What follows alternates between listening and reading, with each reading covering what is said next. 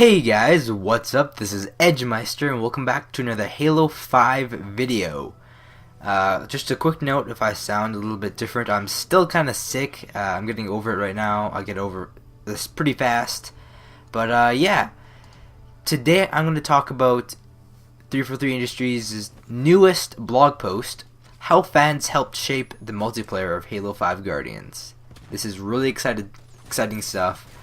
I'll read this word for word. It might be a bit long, but if you're too lazy to read, you can always just watch this video. So yeah, first of all, we have this really cool picture that they've put up here. This is the Halo 5 Guardians multiplayer beta statistics. I'll go over all of them. So, red team wins versus blue team wins. Blue team wins are 52.55%, whereas red team is only 47.45%. So blue team has won more than red team, which I don't really find too surprising because some of the maps, like Truth, for example, the maps that are a bit more bluish, they kind of blend in more white.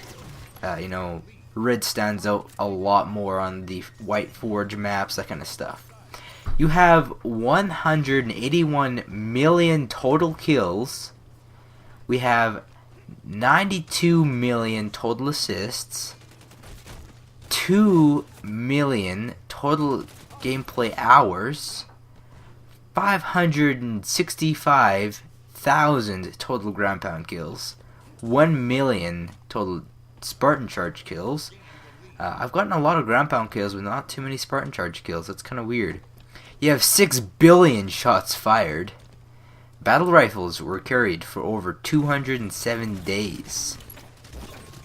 A total of 44,000 hours of Halo 5 Guardians multiplayer beta was watched on Twitch. The most watched on Twitch was Ninja with 7 million views. And the most unique viewers on Twitch was Ninja and Walshy. Whereas my Twitch streams got like a couple views. I'm not too big on Twitch over there, but yeah, you go check me out. I haven't really been doing too much stuff on there, but yeah, not talking about that in this video. The most popular power weapon is a sniper rifle with 6 million kills. The frag grenade got 11 million kills, and the plasma grenade has only got 1 million. So that's 10 million more for the frag, and the plasma grenade is supposed to be more powerful. The frag grenades are extremely powerful in this game. If it were up to me, then plasma grenades, I'd like them to be buffed, like the Halo 2 plasma grenades. Those things are pretty powerful. The most medal earned, the person who had the most medal most medals earned, was S-Sick, and that would be 24,000 medals. Crazy.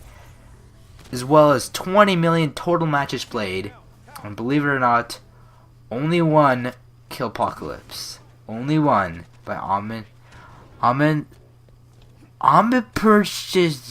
some guy. Okay. One Killpocalypse.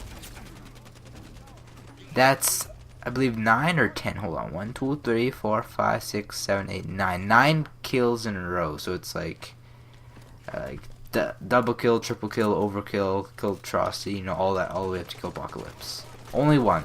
Crazy. But let's get started. We're already 5 minutes in. We haven't even started yet. Okay, so last year, we as in 343 Industries, reading this word for word, we gave you a first look at the future of Halo multiplayer with the release of Halo 5 Guardians multiplayer beta. This was a huge endeavor for everyone on the Halo 5 Guardians team, and one that we approached with nervous excitement. After all, this was the earliest that we have ever released a beta for a Halo game. Well, I mean, this is the only beta they've ever released for a 343 Halo game, so yeah, I mean, it's earliest for a Halo game too, but like, what other games have you guys made? Halo 4, that's about it. Coming almost a year before release. Putting a work-in-progress game out in the wild early was a leap of faith, and something new to our studio. How would fans react? What results would we find? In the past, betas for games on console have typically been used for online scale testing in weeks prior to the game's launch. In our case, we provided a true working beta that was a snapshot of our game in development. Halo 5 Guardians represents one of the most substantial evolutions of core combat in the franchise history, which that is true. We felt it was crucial to get it in the hands of fans early so that we can ensure we have enough development time to react to key learnings and deliver the best possible game when released later this year. The represented shift for us in our team and studio by sharing the development process with our community having you... I feel like I read that wrong. Oh well. I'll keep going on. The level of engagement and response from our community shattered all of our expectations. Over the course of the 3-week beta, we saw nearly 2 million games played, accounting for 290 years of collective game time. Throughout the beta, we monitored feedback channels, including web forums, Reddit, Twitter, and Facebook. From these sources, we tracked literally thousands of pieces of detailed feedback. To conclude with the beta, we also launched the Halo Community Feedback Program, or the HCFP, to directly engage with the most passionate and experienced members of our fanbase. Over 19,000 of you have already signed up for HCFP, with the average amount of Halo played per HCFP participant clocking at over 900 hours. That's more than 37 days of Halo playtime per participant. So far, we have concluded 2 surveys, and we plan to continue expanding this program as we see it as an important tool to help shape our game for launch and beyond. The team has spent the past few weeks poring over feedback from the aforementioned sources. I'm not going to say that word because I'm stupid. From this, we have developed an extensive list of improvements for the game. What follows is a short summary of items that we have addressed for launch. Some of these improvements were already in development and didn't make it in time for the beta. The majority of changes address issues that surfaced during the beta and relate to feedback coming directly from the community. It's important to point out that there will be a massive list of additional improvements and bug fixes that are not captured here, as we hosted the beta almost a year from release.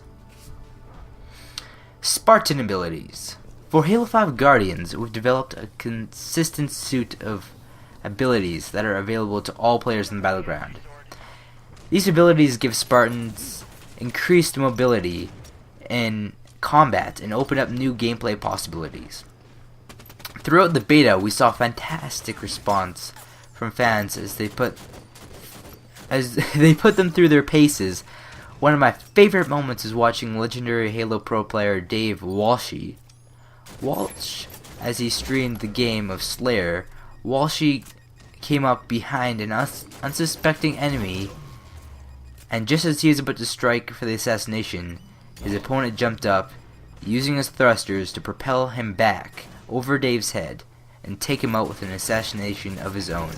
The stunned look on Walsh's face was priceless.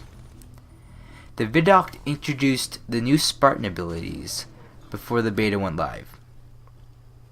I touched on the fact that a proportion of the Halo community strongly prefers to play without sprint. The results of HCFP surveys showed that nearly 11% of HCFP participants felt that Halo should not have sprint. It is important that we continue to evolve Halo multiplayer while ensuring the legacy Halo players feel right at home.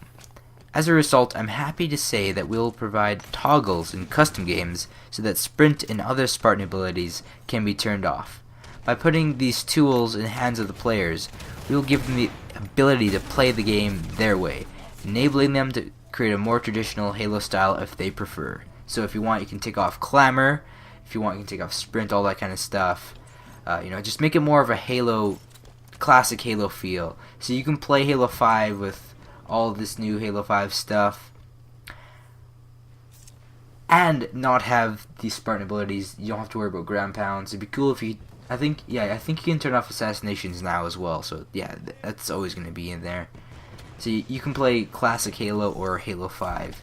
So all those people saying, oh, I don't like Halo 5 because it's going to eliminate crouch jumping, and I don't like Halo 5 because it has sprint, well, they can just go play custom games now. Back to the article. Some of the other improvements that we are making to Spartan abilities and general mobility coming out in the beta. Blech. Increase base movement speed, so that means that when you're walking, it's faster than just normal walking. Increase strafe acceleration, so that's faster, more responsive strafing. Reduce top sprint speed. Narrow the delta between base movement and sprint, so that means that when you're walking, you're going to be walking faster, but when you're sprinting, you're going to be sprinting slower. Modify ground pound controls to prevent conflicts with crouch jumping. So in Halo 5 Guardians multiplayer beta, crouch jumping just did not exist because you press the crouch button and you go for ground pound. So now this has changed. Even with ground pounds turned on in custom games, you'll still be able to crouch jump. So Clamor really took away crouch jump. You didn't need crouch jump, but if you wanted to jump from behind, you can't Clamor if the thing's behind you. So now you can crouch jump again, which is awesome. General tuning and bug fixes for all Spartan abilities, so that's thrusters, Clamor, ground pound, etc. So yeah, if you had any bugs with any of them, like I know I had lots of Clamor bugs, those are going to be fixed, obviously. Like, it's a beta. Weapons. At the core of any first-person shooter is gunplay. For Halo, the experience of aiming and firing weapons is king, and we put a lot of effort into making sure that it feels great. We want the player to feel connected to each weapon, so that it feels like a natural extension of the player. We want the right amount of feedback to sell the sensation of firing a weapon. And of course, we wanted all the weapons to be balanced against one another, so that each one is effective within its own encounter range, with a single weapon without a single weapon becoming dominant.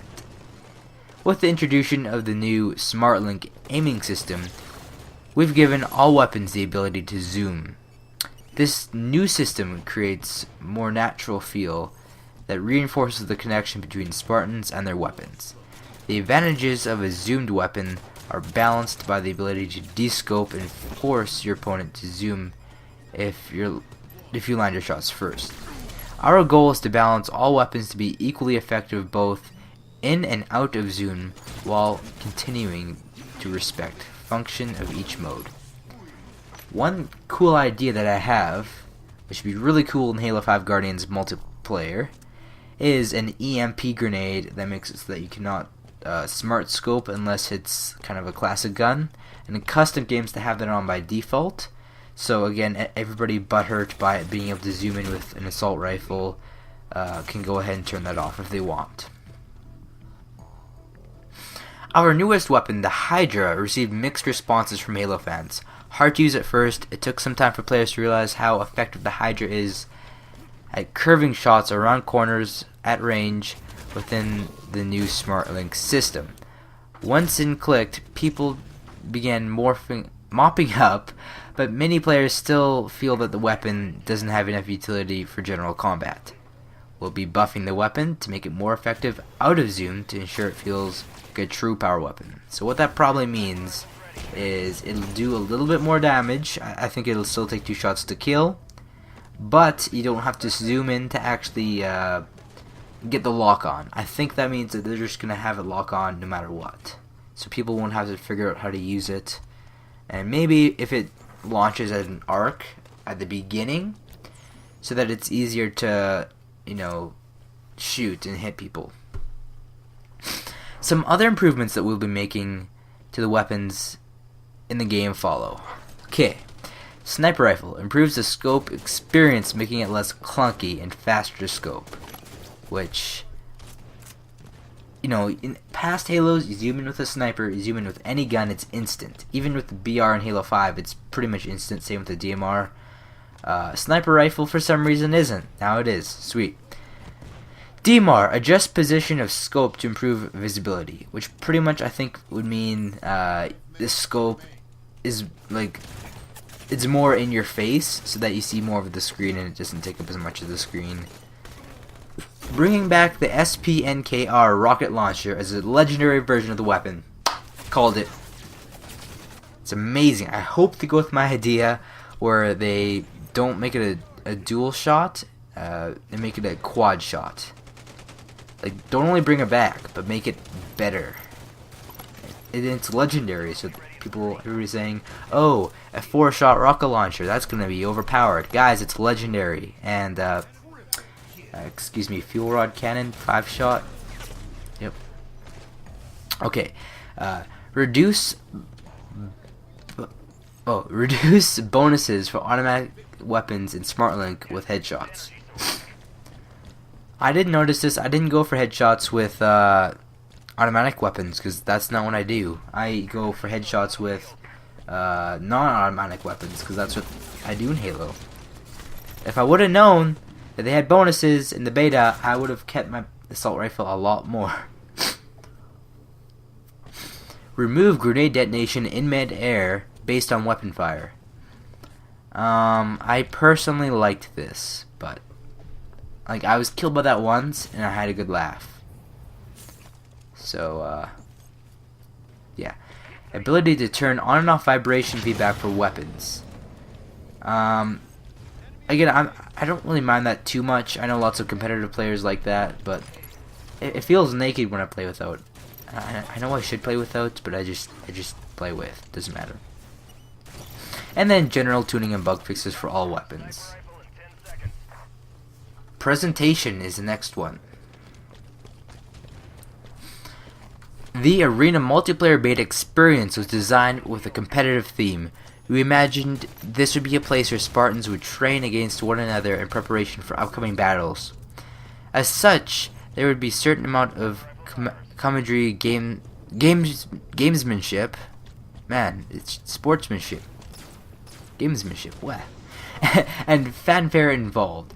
We approached match presentation as though these showdowns might be broadcast to the UNSC to other enlisted military watching. I can't read this. Watching intently as Spartans trained. Each match includes an intro and a victory sequence. These are meant to reinforce the identity of within your team, to show important locations within each map prior to battle and celebrate the winners of each match. Despite the fact that the intro and victory sequences are in particular seemed universally loved by Halo Bros, we weren't 100% satisfied with the tone of these moments in the game. Expect the final sequences to feature considerably fewer chest bumps and high fives. I honestly don't really care about that. I kind of liked it. I like going like, oh yeah, suck it. But oh well.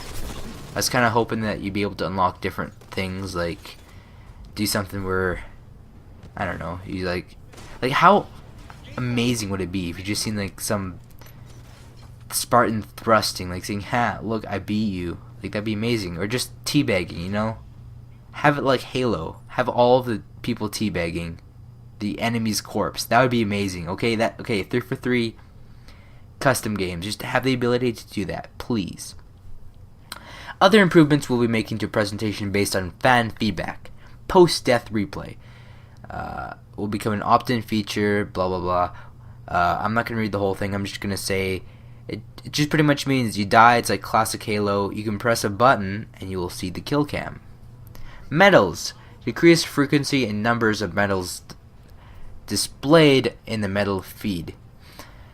People thought you got too many medals. However, nowadays in games, they really want you to feel like you deserve those medals. And of course, in Halo 5, well, in games they just reward you for everything is what I'm saying. Halo doesn't always do that. Halo 5 kind of did that with the medals, and I kind of enjoyed that. It made me feel like, you know, I didn't really care too much what the medals were. It just, if I seen a ton of medals pop up, I felt like I accomplished something. So yeah, I kind of don't like that, but oh well. Spartan shatters. Players will have the option to turn this on or off in the settings menu. Yes please, thank you.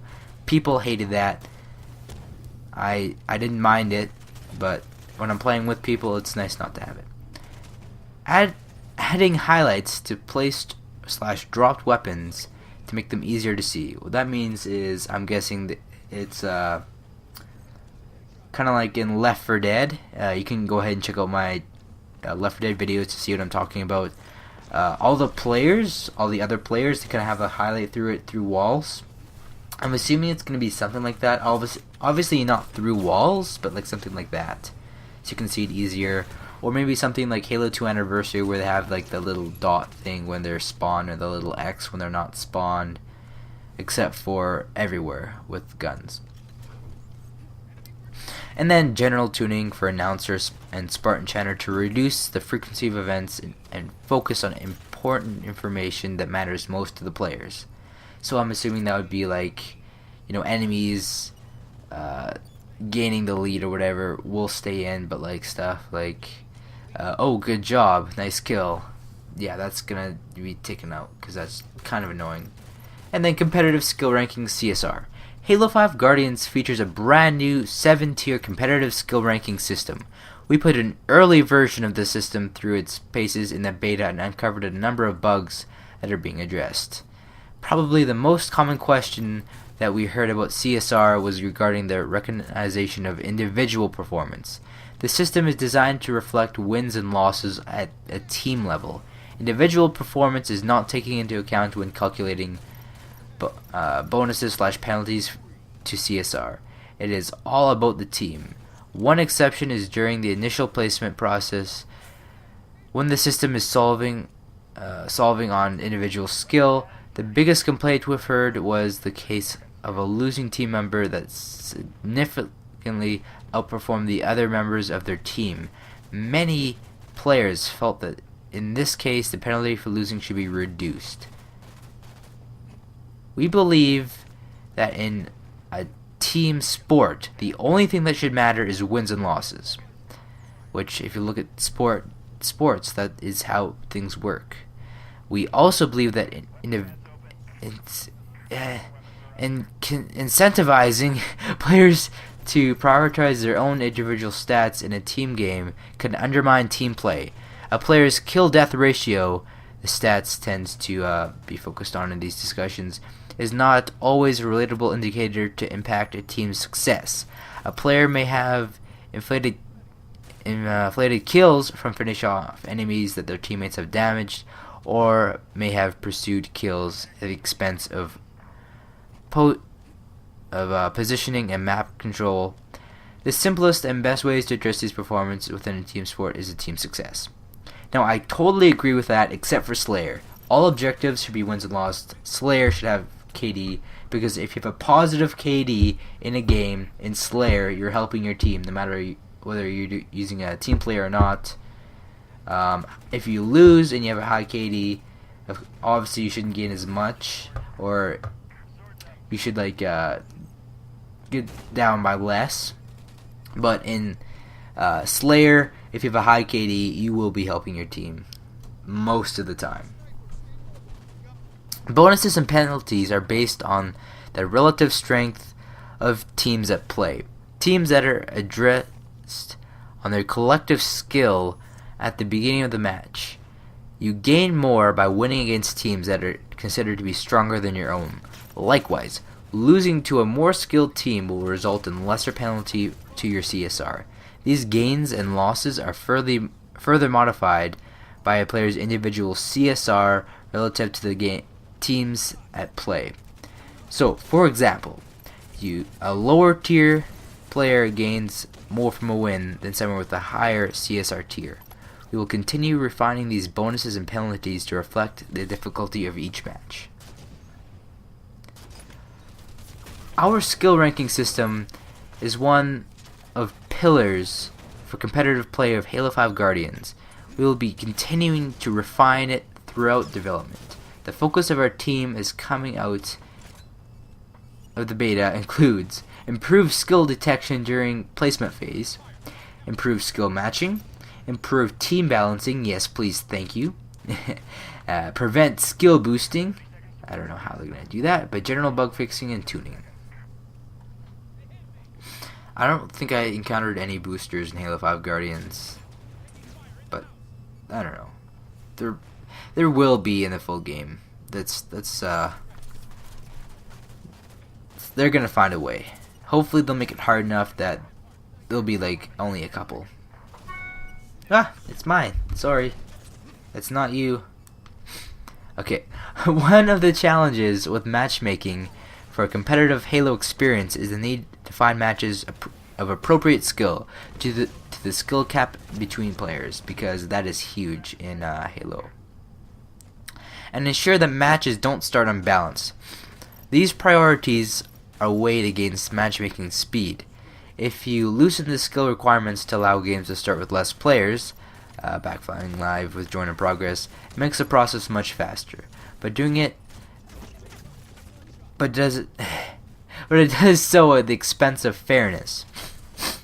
We need to balance these factors carefully, and for the beta, we weren't satisfied with the balance that we achieved.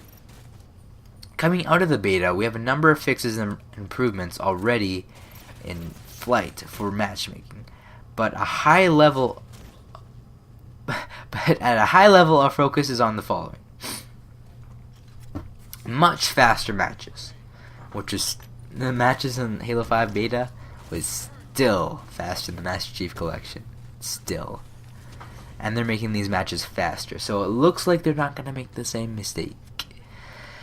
Better skill matching, better feedback to players in the lobby, and matchmaking experiences. Allow players to select desired data center for matchmaking. May impact matchmaking speed and skill balance.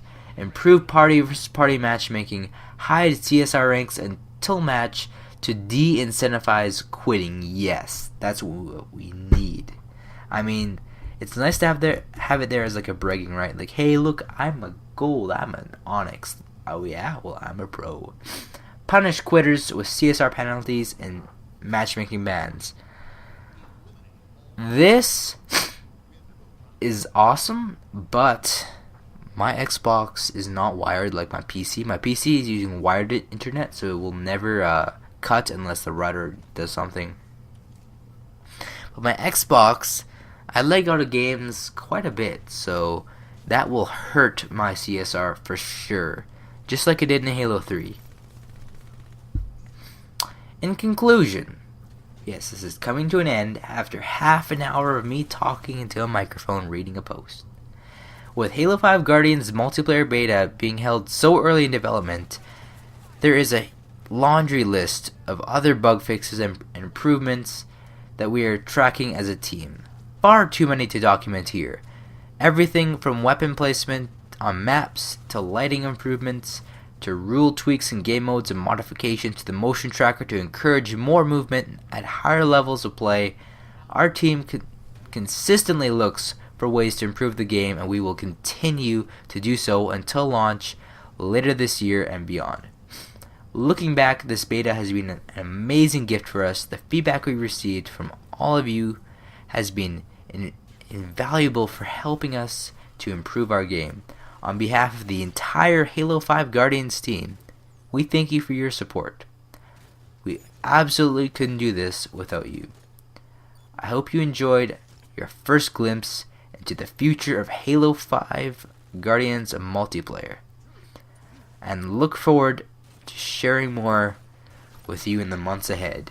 Josh Holmes, executive producer at 343 Industries. Thank you guys for watching. I will see you guys in the next episode, where I probably won't read an entire article on Halo Waypoint. This article is awesome. The rocket launcher is coming back, confirmed.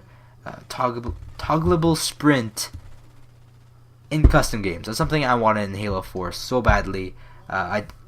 they did have a no sprint slayer modded game type. But yeah, this is amazing. Thank you, Thief for 3. Your game's awesome. Bye.